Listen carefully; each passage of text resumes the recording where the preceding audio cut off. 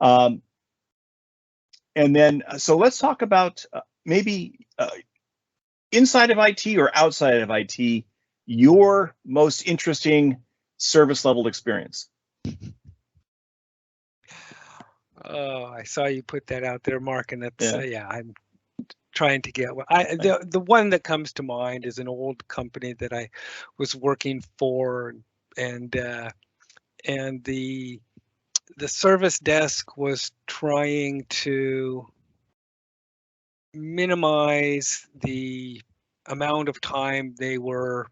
No, it was ticket resolution within one day. What they were doing was they would intake the call and stop the clock right after the phone call ended. And because of some whatever reason, no, the clock was stopped, and the clock they would go, they'd work on the problem, they'd get the customer back up and running, they resolve the incident, they'd start the clock, close the ticket, and we're hitting 90-something%, and it just was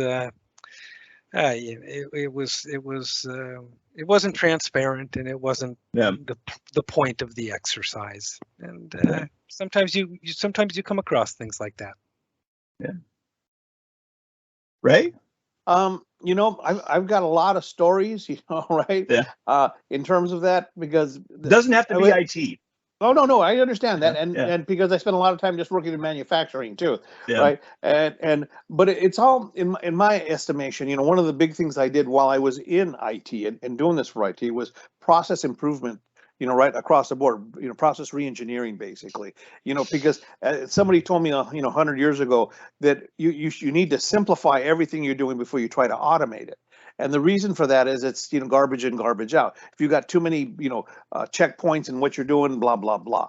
I'm just a firm believer in looking at things from a real simplistic perspective and simplifying it. Everything should be simplified before you actually try to do it. Get it done with as few hands touching it as possible, and get it done in as short a time frame as possible, but be realistic about what you're doing.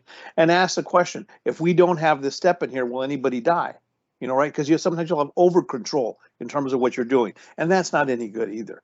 But with most of the companies I find, when I would go in and try to help them, there wouldn't be across the board everything was awful. There'd be given departments or given processes that needed to be looked at. And once you find that, then you can zero in on it and quit trying to fix the whole food chain. Let's fix what's broken. And sometimes it's not even broken. It's just off the railroad tracks a little bit. Let's put it back on the tracks and get it running.